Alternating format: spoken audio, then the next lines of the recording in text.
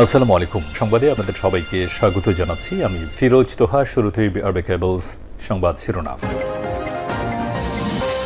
আবারও মধ্যপ্রাচ্যে ভয়াবহ তৃতীয় বিশ্বযুদ্ধ শুরু হয়ে গেছে। দখলদার ইসরায়েলি বাহিনী এবং মার্কিন যুক্তরাষ্ট্রকে কোনোভাবেই ছাড় দিচ্ছে না ইরানের ইসলামী বিপ্লবী গার্ড বাহিনীর সদস্যরা। ইরান পারমাণবিক বোমা তৈরি করে ফেলেছে বলে বিভিন্ন গণমাধ্যমের সূত্র থেকে জানা গেছে। আর এরই মাঝে আমাদের হাতে এসে পৌঁছেছে এই যুদ্ধের সর্বশেষ গুরুত্বপূর্ণ সবথেকে তাজা আপডেট সংবাদ আপনাদের জানিয়ে দিব। প্রথমেই জানাবো, ভূমিকম্পে কেঁপে উঠল ইরান। পশ্চিম ইরানে 5 মাত্রার শক্তিশালী ভূমিকম্প হয়েছে। তেহরান বিশ্ববিদ্যালয়ের সিসমোলজিক্যাল সেন্টার এই তথ্য নিশ্চিত করেছে। অনেকেই বলছে যে এই ভূমিকম্প হওয়ার পেছনে ইরান পারমাণবিক অস্ত্রের পরীক্ষা চালিয়েছে। তারা পারমাণবিক অস্ত্র তৈরি করে ফেলেছে। এজন্য মাত্র 5 মাত্রার এই শক্তিশালী ভূমিকম্প হয়েছে, কারণ মাটির গভীরে পারমাণবিক বোমাটি তারা বিস্ফোরণ করার জন্য পাঠিয়েছে। এজন্য আসলে এই ভূমিকম্প অনুভূত হয়েছে বলে এমন তথ্য সামনে এসেছে। এতে মার্কিন যুক্তরাষ্ট্রের অবস্থা খুবই ভয়ানক আকার ধারণ করেছে।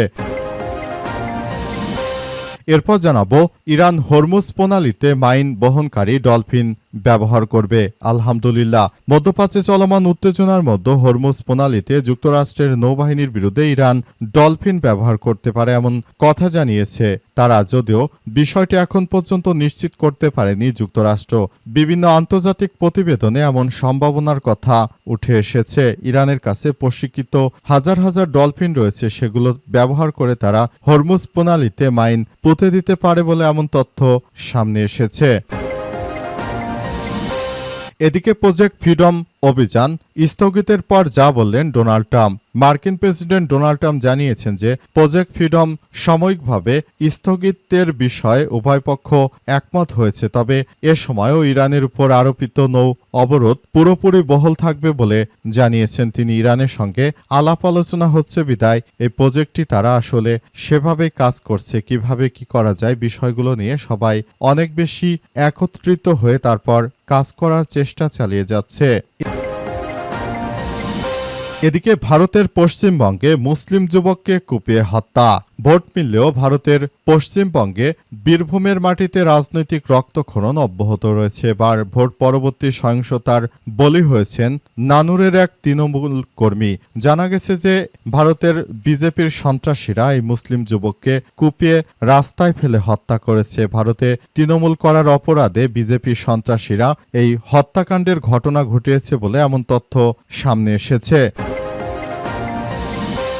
এবং সর্বশেষ জানাবো, পুশিন ঠেকাতে সীমান্তে নজরদারি বাড়ানোর নির্দেশ স্বরাষ্ট্রমন্ত্রীর। স্বরাষ্ট্রমন্ত্রী সালাউদ্দিন আহমেদ বলেছেন, ভারতের পশ্চিমবঙ্গ বিধানসভা নির্বাচনের পর বাংলাদেশ সীমান্তে নজরদারি জোরদার করতে বিজিবিকে নির্দেশ দেওয়া হয়েছে। আজ রাজধানী ওসমানী স্মৃতি মিলনায়তনে ডিসি সম্মেলনে নতুন ও শেষ দিনের তৃতীয় অধিবেশন শেষে সাংবাদিকদের তিনি এসব কথা জানান। স্বরাষ্ট্রমন্ত্রী বলেন, আমরা মঙ্গলবারই বিজিবিকে নির্দেশ দিয়েছি যাতে সীমান্তে তারা সতর্ক থাকে।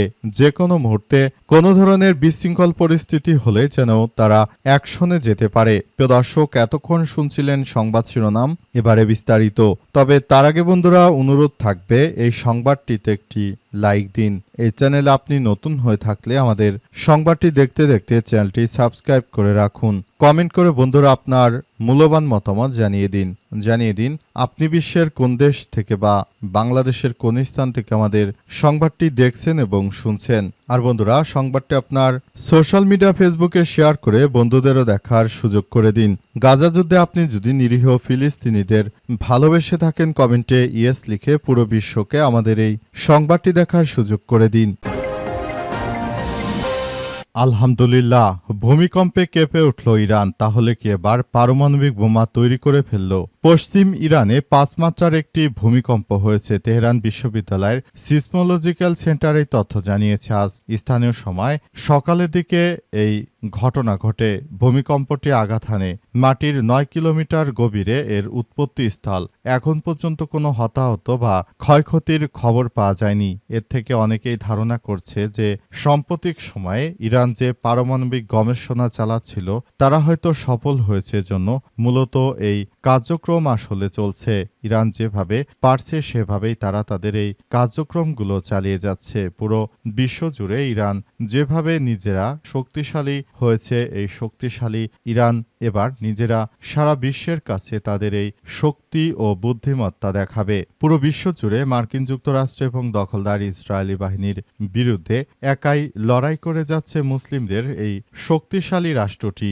যে কোনো মূল্যে এই রাষ্ট্রটি আসলে দখলদারদের ধূলিসাৎ করার জন্য তারা পুরোপুরি প্রস্তুত। যে কোনো মূল্যে তারা দখলদারদের বিরুদ্ধে সবথেকে বড় ভূমিকা পালন করবে বলে এমন তথ্যই তারা দিয়েছে এবং এজন্য তারা পারমাণবিক গবেষণা চালিয়ে যাচ্ছে।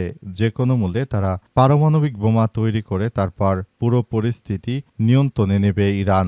ইরানের ইসলামী বিপ্লবী গার্ড বাহিনীর সদস্যরা এই পরিস্থিতির মধ্য দিয়ে এগিয়ে যাচ্ছে এবং তারা আরও জানিয়েছে যে দখলদারদের বিরুদ্ধে ইতিহাসের সব থেকে বড় আক্রমণ চালাবে তারা। সেজন্য তারা সেভাবে প্রস্তুতি নেয় এবং যখন যুদ্ধ শুরু হয় তখন ইতিহাসের সব থেকে সেরা আক্রমণ চালিয়েছে ইরানের ইসলামী বিপ্লবী গার্ড বাহিনীর সদস্যরা।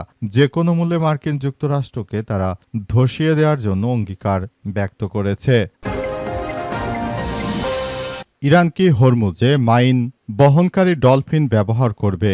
আলহামদুলিল্লাহ, মধ্যপ্রাচ্যে ইরান যে হরমুজ প্রণালী দখলে নিয়েছে তারা হরমুজ প্রণালীতে ডলফিন ব্যবহার করবে, যেগুলো হরমুজ প্রণালীর পুরোপুরি সব জায়গাগুলোতে মাইন পুঁতে দিয়ে আসবে এবং এই ডলফিন ব্যবহার করেই মূলত এবার মার্কিন যুক্তরাষ্ট্রকে কাবু করার মিশনে নেমেছে ইরানের ইসলামী বিপ্লবী গার্ড বাহিনীর সদস্যরা। নতুন নতুন প্রযুক্তি আবিষ্কার করার মধ্য দিয়ে তারা মূলত পুরো পরিস্থিতি সম্পূর্ণ নিজেদের নিয়ন্ত্রণে নিচ্ছে ইরানের ইসলামী বিপ্লবী গার্ড বাহিনীর সদস্যরা। যে কোনো মূল্যে মার্কিন যুক্তরাষ্ট্র এবং দখলদার ইসরায়েলি বাহিনীকে ধসিয়ে দেওয়ার জন্য পৃথিবীর ইতিহাসে সবথেকে বড় ভূমিকা রাখবে তারা। ইতিমধ্যে তারা এই ধরনের কার্যক্রম চালিয়ে যাচ্ছে।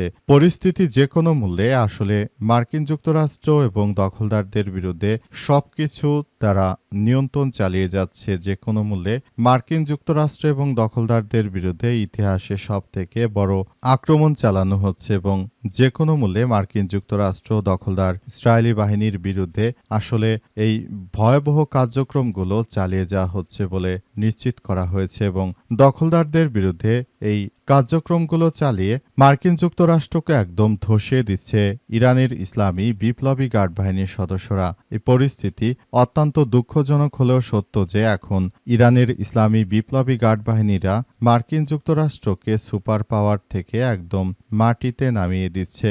মার্কিন যুক্তরাষ্ট্র তারা শুরু থেকে ইরানের বিরুদ্ধে যুদ্ধ চালিয়ে যাওয়ার সময় মনে করেছিল তারা হয়তো পৃথিবীর ইতিহাসে সবথেকে ভালো কিছু অর্জন করতে চলেছে, কিন্তু কোনোভাবেই তারা কোনো ভালো বিষয় অর্জন করতে পারছে না। পুরোপুরি তারা ধ্বংসস্তূপে পরিণত হচ্ছে।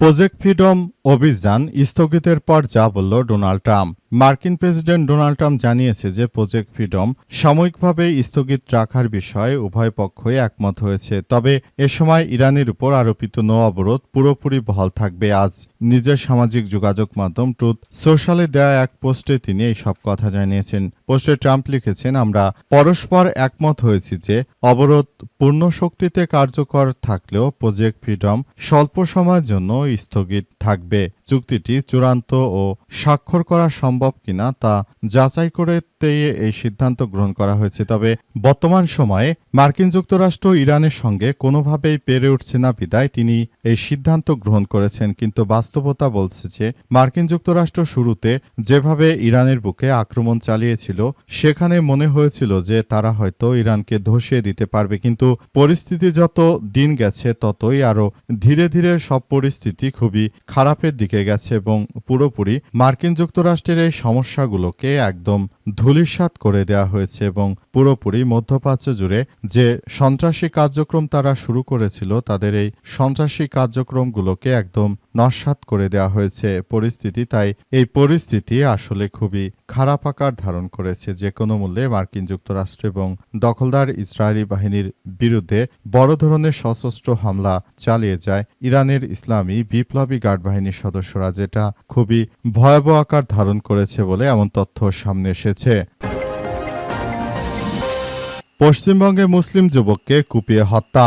ভোট মিটলেও ভারতের পশ্চিমবঙ্গের বীরভূমের মাটিতে রাজনৈতিক রক্তক্ষরণ অব্যাহত। এবার ভোট পরবর্তী সহিংসতার বলি হলেন নানুরের এক তৃণমূল কর্মী। আজ ওই তৃণমূল কর্মীর নৃশংসভাবে তাকে কুপিয়ে খুন করার অভিযোগ উঠেছে বিজেপির বিরুদ্ধে। এই ঘটনাকে কেন্দ্র করে বীরভূমের নানুর বিধানসভা এলাকায় চরম উত্তেজনা ছড়িয়ে পড়েছে। পুলিশ ও স্থানীয় সূত্র থেকে জানা গেছে যে নিহতের নাম আবির শেখ। তিনি এলাকায় সক্রিয় তৃণমূল কর্মী হিসেবে পরিচিত। পরিবারের পক্ষ থেকে অভিযোগ করা হয়েছে আবির শেখ যখন রাস্তা দিয়ে একা যাচ্ছিলেন সেই সময় একদল সন্ত্রাসী দুষ্কৃতকারী নরেন্দ্র মোদীর সন্ত্রাসীরা তাকে কুপিয়ে গুরুতরভাবে হত্যা করে। অভিযোগের তীর সরাসরি বিজেপির দিকে। পরিবারের দাবি আবিরকে একা পেয়ে বিজেপির সন্ত্রাসীরা দুষ্কৃতকারীরা ধারালো অস্ত্র দিয়ে তার উপর ঝাঁপিয়ে পড়ে এবং শরীরের বিভিন্ন অংশে এলোপাতাড়ি কোপাতে থাকে। রক্তাক্ত অবস্থায় তিনি মাটিতে লুটিয়ে পড়ে হামলাকারীরা ঘটনাস্থল থেকে পালিয়ে যায়। স্থানীয়রা তাকে উদ্ধার করে হাসপাতালে নিয়ে গেলে চিকিৎসক তাকে